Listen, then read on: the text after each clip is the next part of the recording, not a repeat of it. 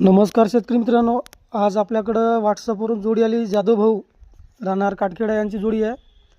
अवदात दोन दात वासरं आहे, एक रंगी एक शिंगी.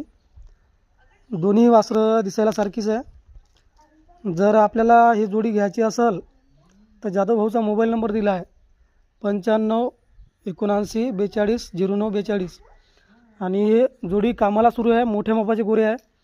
72,000 रुपये एवढी किंमत ठेवली आहे. व्यवहारात कमी जास्त होईल. वासरं बघा, हातापायात चांगले आहे वासरं.